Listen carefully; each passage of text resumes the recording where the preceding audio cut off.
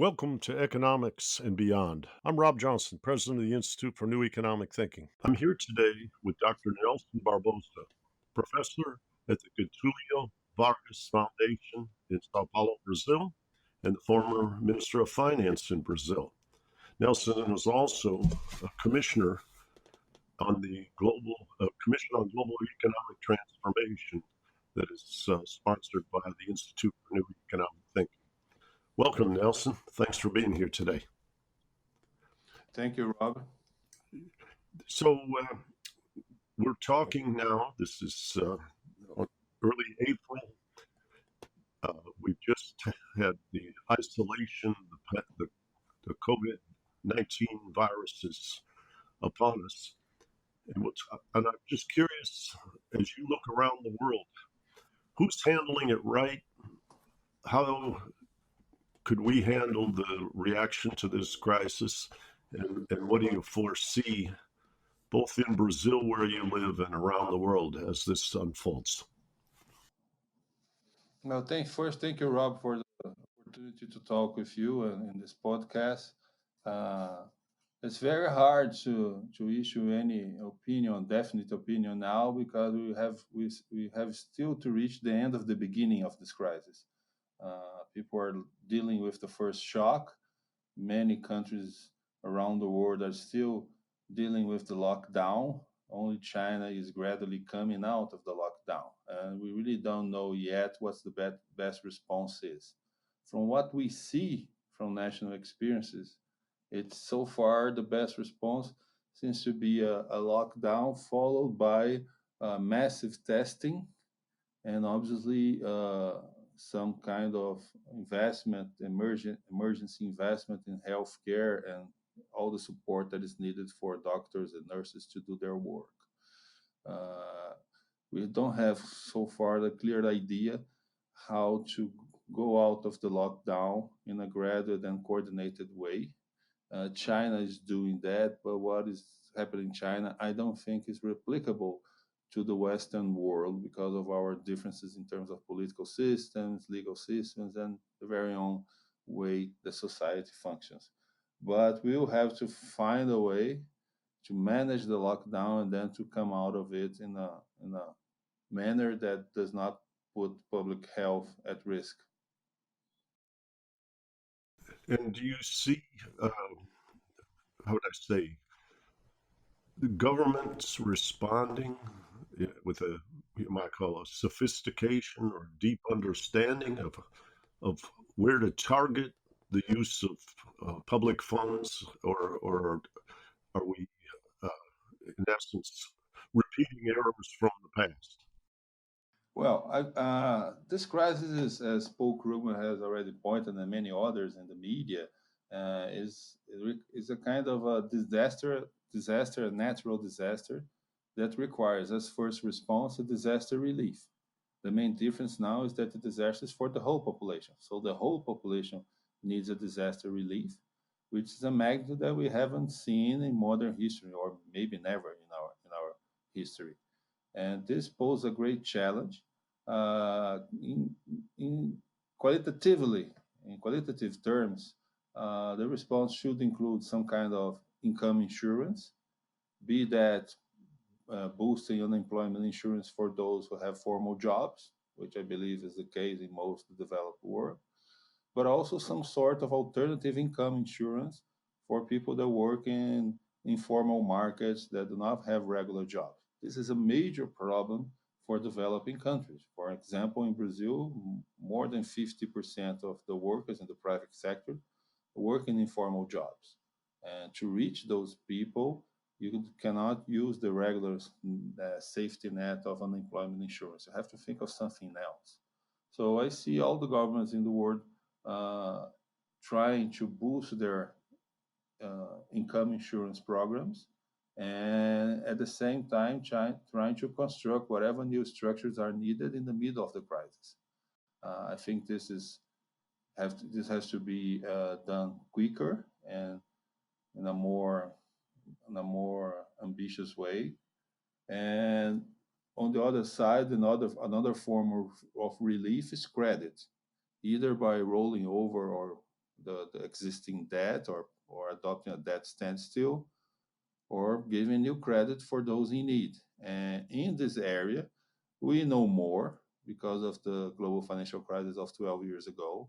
We know the central banks can save the financial system pretty quickly, but that help does not necessarily get to the non-financial system, to firms, to households, and to local administrations like mayors and governors of states. So something will be needed now, and I hope we'll learn the lesson that the central bank should be more effective in guaranteeing credit lines for the non-financial sector. Yeah, the one of the people I interviewed this week described the situation where it was a what you might call a sequence of snapshots of balance sheets in the different sectors. And he described how it starts at the household because people, for the public good, are being asked to stay home. If they're not compensated, they can't pay for their rent, etc., then their landlord's balance sheet deteriorates. Then the bank that granted the mortgage uh, balance sheet starts to deteriorate. And if this is a prolonged uh, crisis, it's not a transient thing of a couple of weeks. It just digs a hole sequentially in the balance sheets throughout the economy. The former comptroller of the currency of the United States, Gene Ludwig, and I had a conversation the other day, and he said, when you do a financial bailout, it's because the financial sector has somehow been reckless or imprudent. And you patch that up in the spirit of saving the system because the financial sector can take the real economy down with it. But this crisis is more analogous to what they used to, well, they still invoke a notion called eminent domain. Let's say we were going, not being facetious, if we were going to war with the aliens and people came to your farm and said, we need to build a landing strip and take your farmland. Well, under eminent domain, they would compensate you. And Gene Ludwig's argument is this is not like a financial bailout. This is where, for the public good, you compensate the households to stay home and not work, something they're fully capable of doing. And then you have to take care of that uh, propagation through the balance sheets. And if you just treat it like a financial crisis, there's a whole lot of things that are destroyed unnecessarily by just protecting the financial institutions. And I thought that was a pretty reasonable argument. No, it sure is. As I said, this is kind of a natural disaster, and you need disaster relief.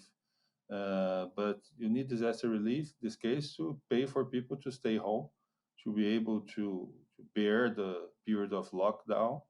And it's a kind of a public good, if you will. There's a positive externality. You pay people to stay home, you reduce the human and financial cost of the problem. I think that's right. Uh, but since this is also a sudden stop in economic activity, you you you you also must be sure that there will be goods and services for people to buy with the purchasing power that they eventually receive. And that's where some kind of coordination, supervision, planning, can name it as you prefer. But you need some kind of coordination to guarantee that, say, the basic needs are attended to, in the sense that there's food will reach the supermarkets, there will be medicine, there will be medical equipment at the amount necessary for people, for doctors and nurses to work with. And this is somehow analogous to a war economy in terms of looking how the productive and distribution system is working, but in a completely different way because it's coordination and planning in an economy that has a huge part of it in a lockdown. So you have to have uh, financial relief but you also need some sort of coordination with the producers. And I think the firms and the market economy can do that with the proper coordination and help from the government. It's a very interesting time. For instance, at the time of the Great Depression and the New Deal, the reinvigoration in the United States in the faith in government by the Roosevelt administration was a prelude to the preparation for World War II. And the notion of the government stepping in was welcomed because there was great trust in government and great, how we say, evidence, recent evidence of a great effectiveness. In the current circumstance, we are talking about, like you said, the analogy of the war economy, a bigger role for government to administer a crisis. But it follows on 40 years of ideology, beginning, I'll just mark with one marker, Ronald Reagan saying government is the problem, not the solution. The romanticization, the deification of free markets unfettered. And then as time proceeded, we had the crisis of 2008. I remember Joe Stiglitz saying to me, well, we're going to get over that fantasy of free markets now. We're going to go back and balance things with the state. But after the TARP legislation, and as Joe called it, the polluters getting paid, we went to a place in the United States where Occupy Wall Street on the left and the Tea Party on the right took hold. We saw the House transform to the opposition. This was during the Obama years. That became Republican controlled. The Senate became Republican controlled, and the next president after Obama was in the Republican Party and Donald Trump. At this juncture, it feels like trust in governance is at a low ebb, whereas after the Roosevelt years of the New Deal, the country was enthusiastic or at least amenable to the government playing a larger role.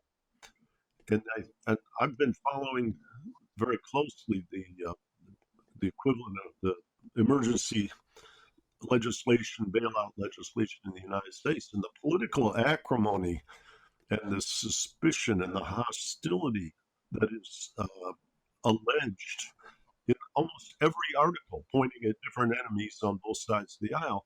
But we're in a very, very treacherous climate for the government to step up and that to be accepted by the people. And my own instinct is that leaves a void for essentially unsavory oligarchs to hijack a great deal of the money for their own private purposes rather than for public design. Yes, that's the risk, and I agree with you. We are this crisis comes at the period of post neoliberalism, where we know that after 30 or 40 years of neoliberal policies that produced productivity growth, but also a lot of inequality and volatility. We are in the middle of a transition to something that nobody knows yet what it's going to be. And the demonization of government does not help. Uh, Countries that already had a comprehensive social safety net and a public health system will be able to deal with that barrier.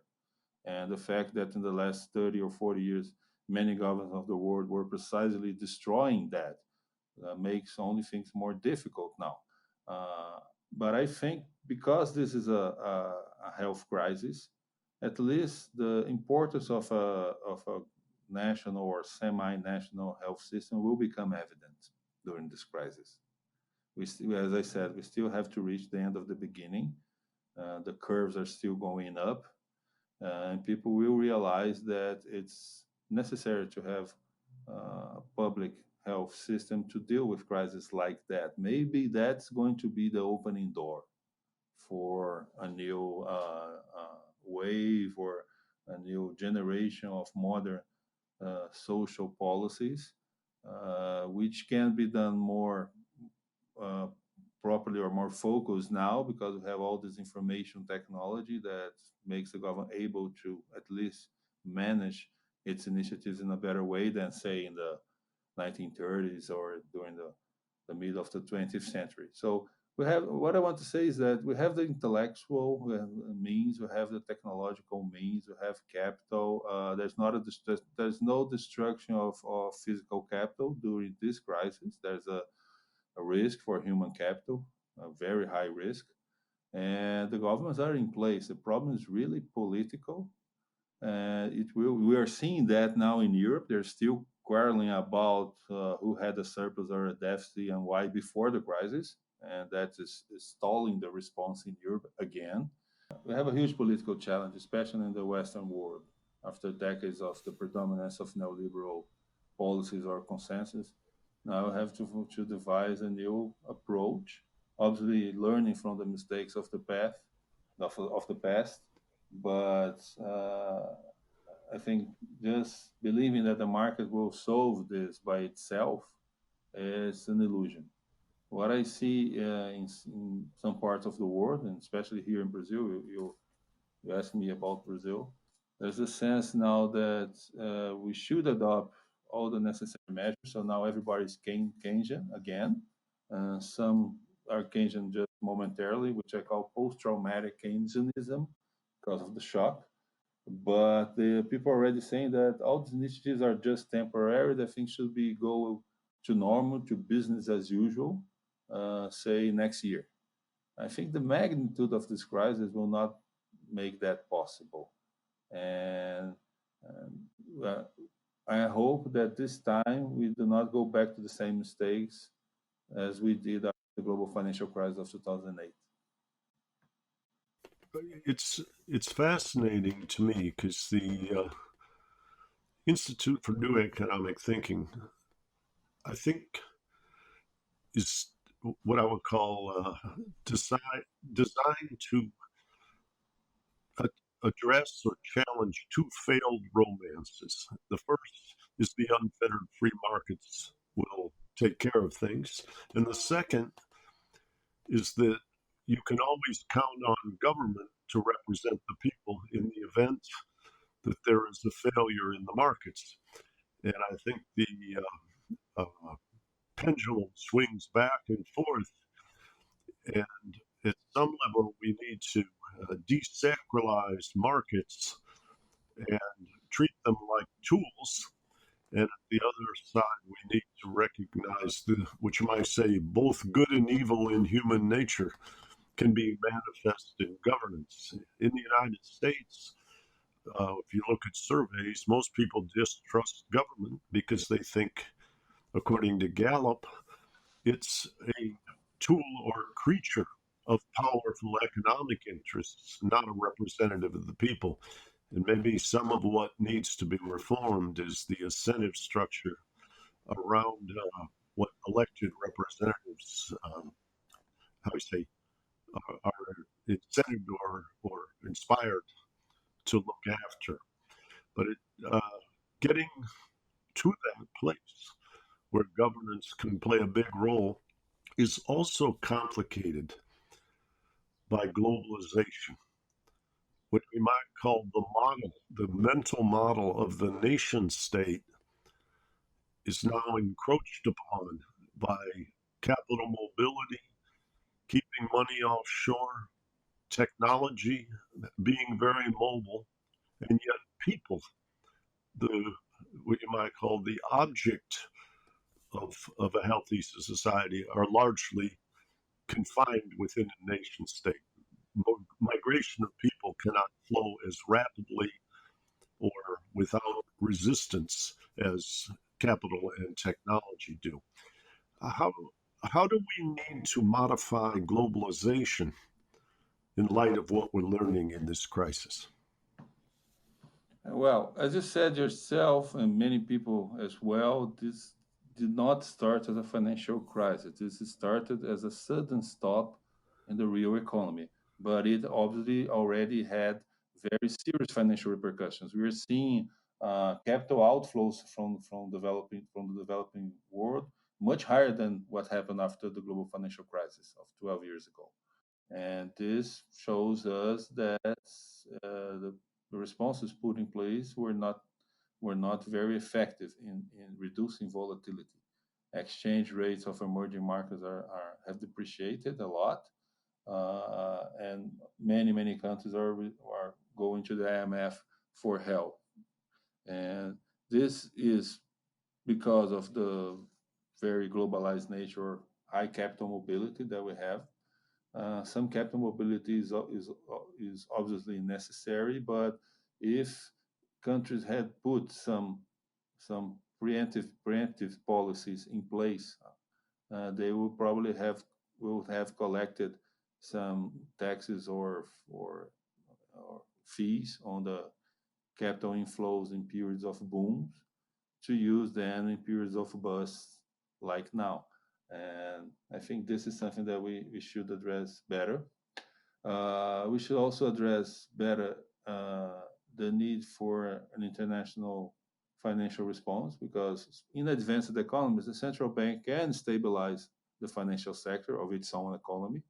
It can, if it's willing to do so, also guarantee credit lines for the residents of its economy. But we don't have a global central bank to do that. The IMF theoretically can do that, but it falls repeatedly short of its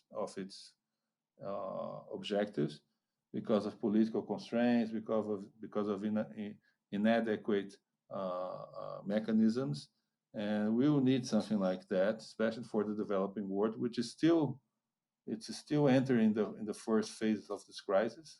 COVID-19 is reaching more and more Latin America and Africa, South Asia now, and these countries will also have to have international liquidity assistance in the same way that central banks are helping their own economies. Something like that will have to be in place for the global economy. And I believe that this sudden stop in the global economy with so many things concentrated, the production of so many things concentrated in some places, is revealing the risks of global value chains that are not well distributed. So I think after this crisis, many countries will reaccess the advantages and risks of global value chains of hyperglobalization that puts the production of some strategic or essential goods in just one area of the world. I think we will see a rebalancing of world production, a reallocation of world production, which can be done in a progressive way, creating more jobs and have a more robust structure of production, or it can be done through trade wars, through a new wave of protectionism. We can name it sanitary protectionism, where countries will adopt regressive measures that may harm the recovery. One of the areas people have very differing views on right now is what this pandemic implies for climate change. Some are arguing that the wake up call from the COVID-19 crisis will invigorate the role of government and allow us to make the large scale transformations needed for a sustainable low carbon economy. Others are arguing that, particularly if the depth and duration of this crisis is longer, that the burden on the finances of countries all over the world will be so extreme that it will be harder to mobilize or inspire the level of action vis-a-vis climate disruption that we need. And one psychologist I was asking about this yesterday said, well, it was she thought that most people after a crisis like to go to a tranquil period, and given the long gestation period and the need to transform climate, we would be dormant for a long period that would be quite risky because people don't want to change their jobs and change everything violently after they've been through a violent crisis. I don't know how to sense that, but I'm curious what your perspective is. How will climate change be affected and the response to climate change be affected by this crisis? Well, I think it's going to be it's going to open opportunity. I'm in this case I'm still optimistic because I'm still optimistic despite despite some governments in place right now which denied climate change, because I think at the end of the day reality imposes itself. We are seeing now many governments that demonize the state, the social safety net, resourcing precisely to that to fight the crisis.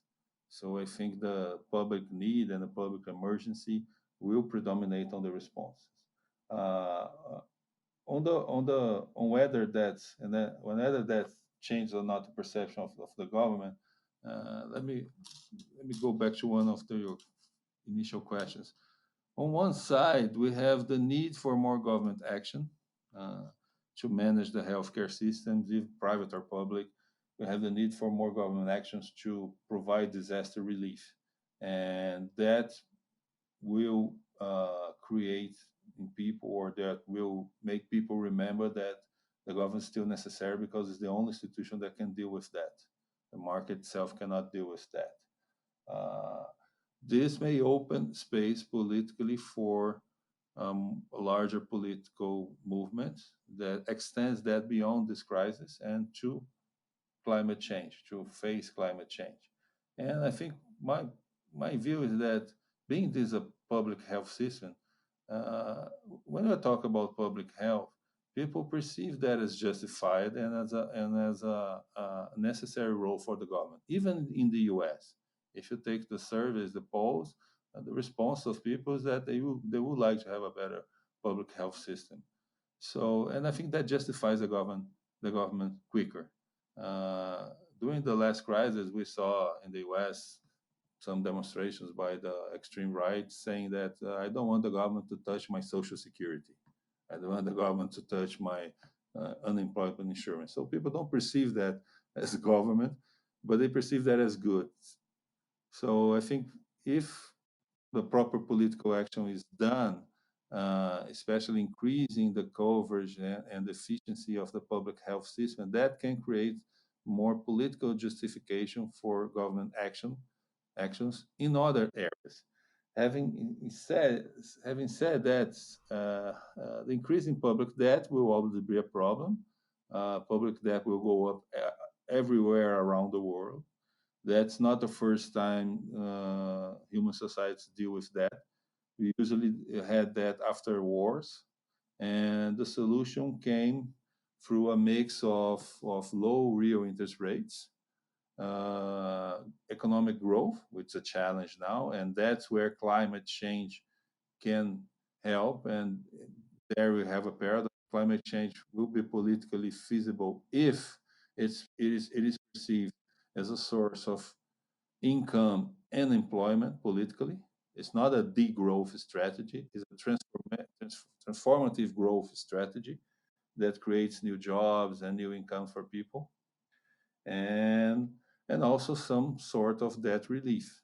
This is how people dealt with this kind of problems in the past, and this can be done again.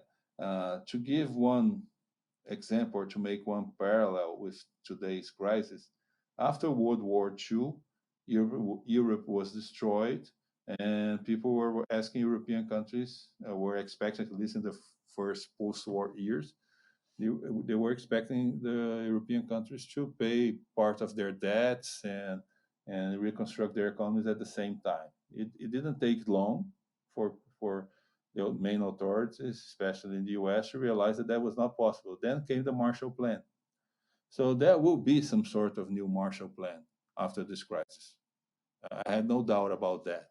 The question is how large it is going to be. It's going to be only for the developed world, or it's going to be really global. And that's one way to deal with the mountain of debt that will be generated. And lastly, about the people's insecurity after a crisis like that, how can you, as you ask, how can you convince them to change jobs? Well, after this crisis, millions and millions will simply have no jobs, and that's where you start.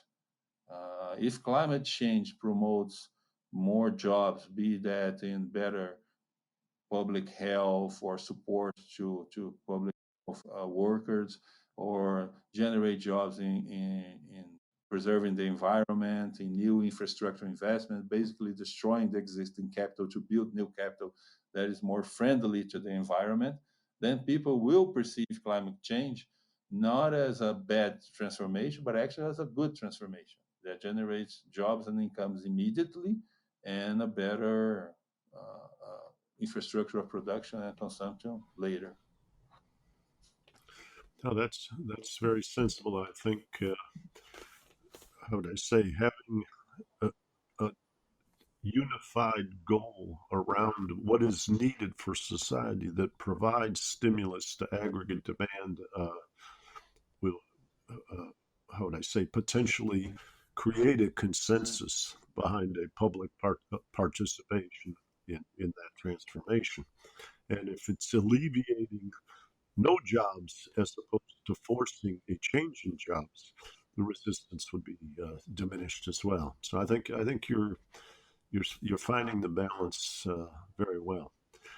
Let me turn more to the what I'll call it intellectual or INET agenda, the transformation of ideas, the transformation of uh,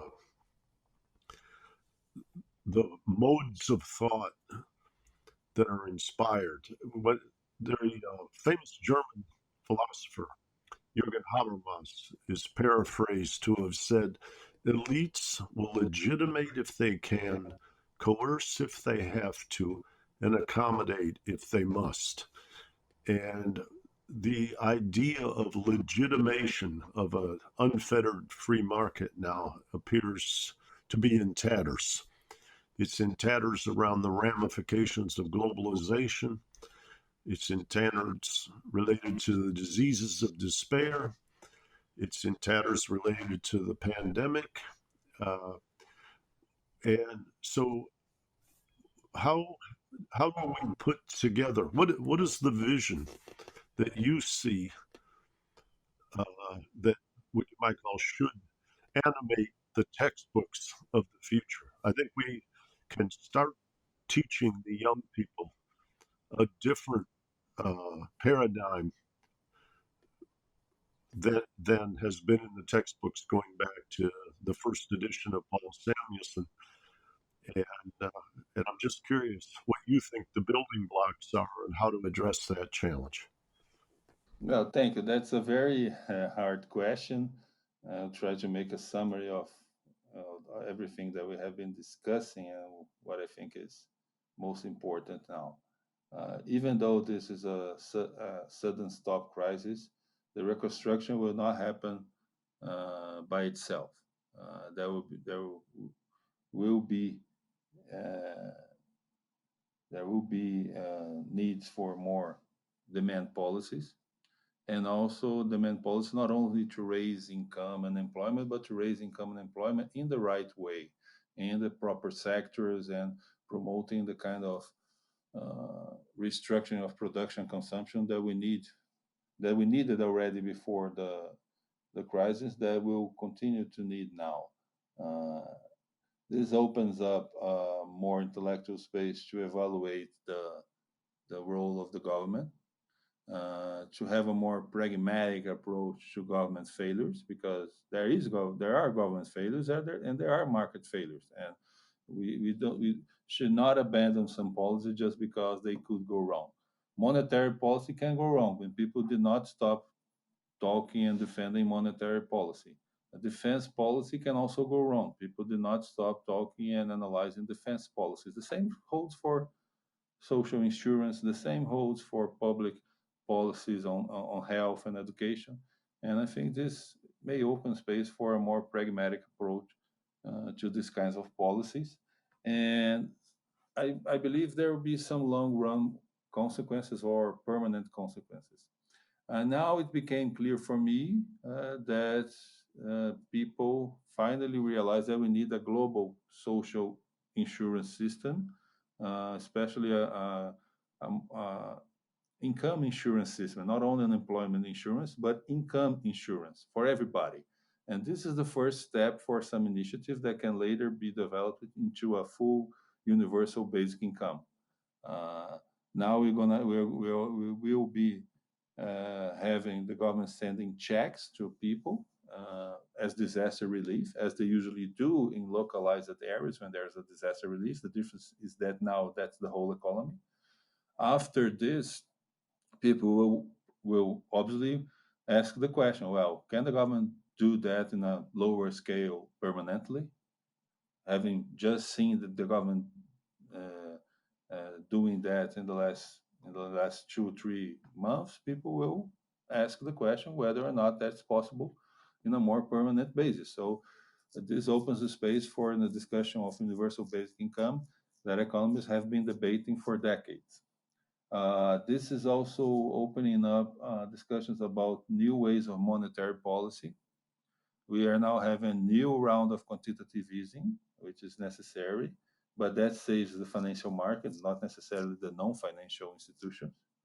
We will see a more active role of central banks in direct lending to the non-financial sector, using the financial institutions, but that's a new way of doing monetary policy. It basically says that if the banks are not functioning properly, the central bank will step in and take part of their roles. This already happened after the global financial crisis, but it did not lead to a large structural transformation. Now, second time in less than almost a decade, I think people will start thinking about that again.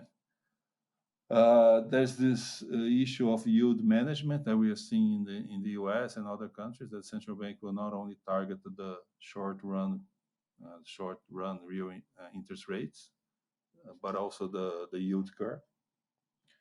And we also probably see some initiatives of employment of last resort after the lockdown, because the economy will not, as I said, recover on its own.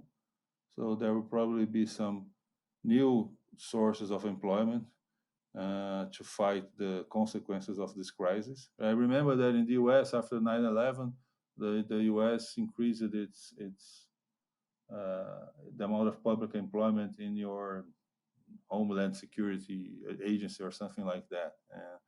These kinds of crises, they tend to create new roles for the government or reinforce some roles that already exist, creating this kind of employment. This can be done in a proper way, and there will be need for better investment. And I think this can change the perception of policies and what the government can do intellectually.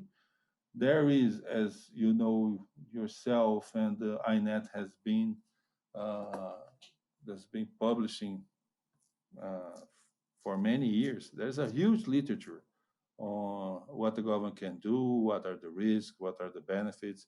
And I think now we're probably going to see more space for this kind of discussion after this crisis. It's not guaranteed that this will work, that people will be convinced by that. But a crisis like this opens the space for the debate. I agree.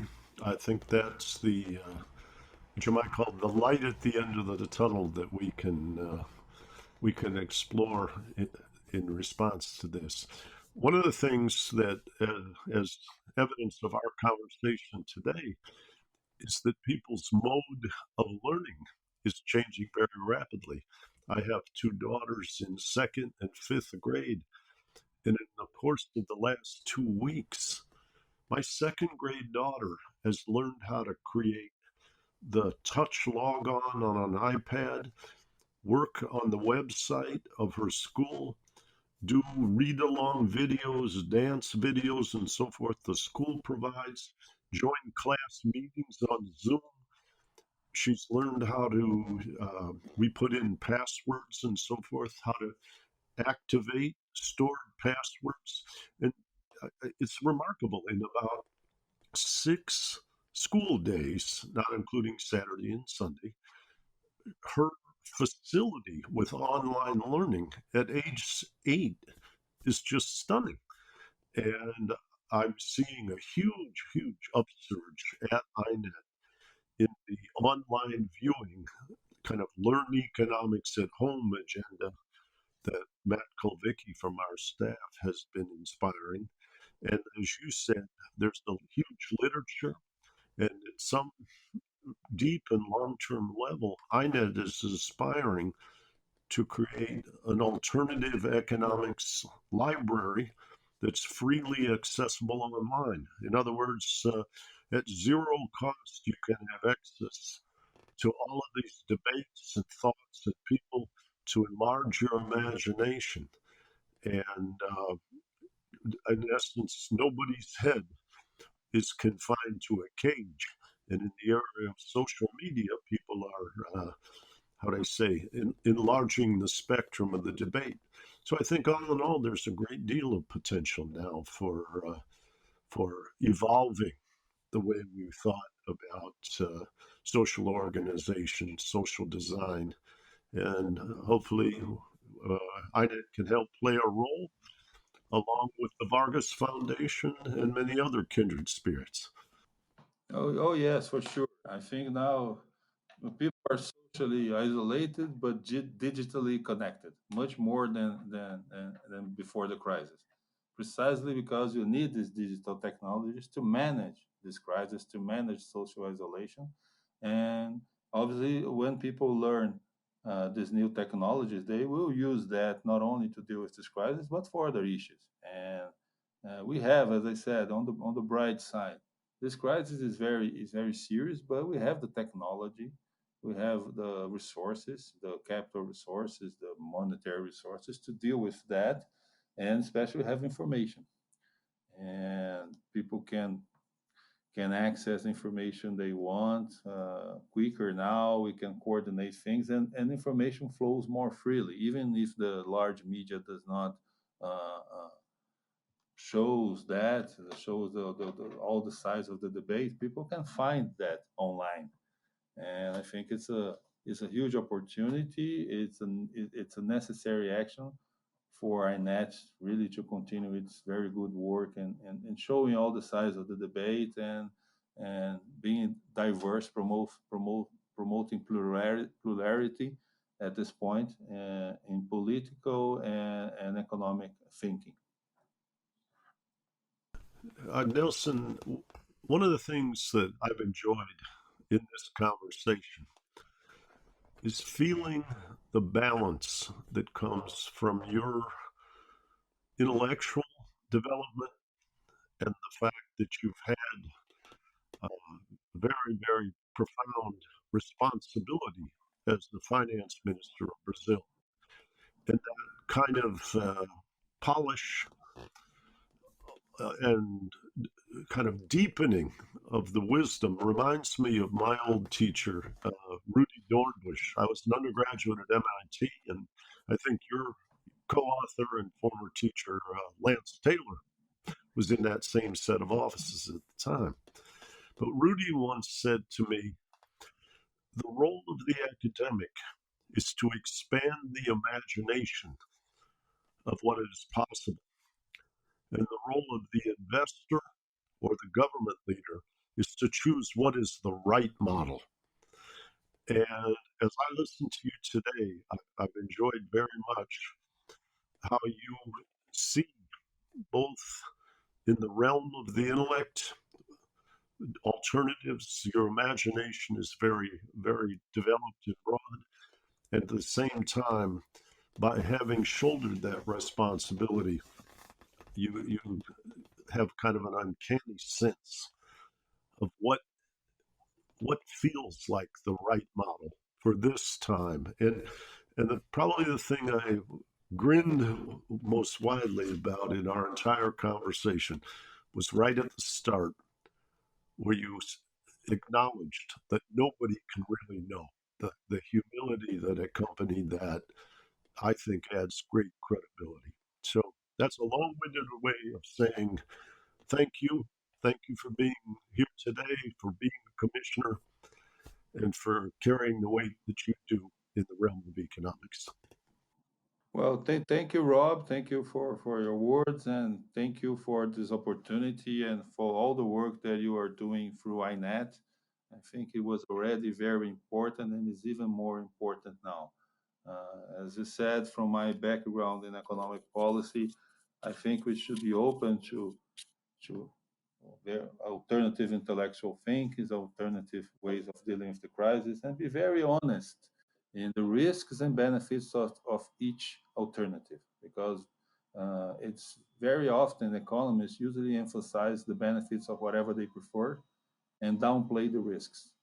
And we should recognize both for people to know precisely what they are choosing or what is the implications of each course of alternative. If we treat people fairly and being honest on the risks and benefits of each alternative, I think we will be able to construct more solidarity and more trust in the government. And I, again, thank you very much for this opportunity to talk with you and everybody that's at this hearing INET during this crisis.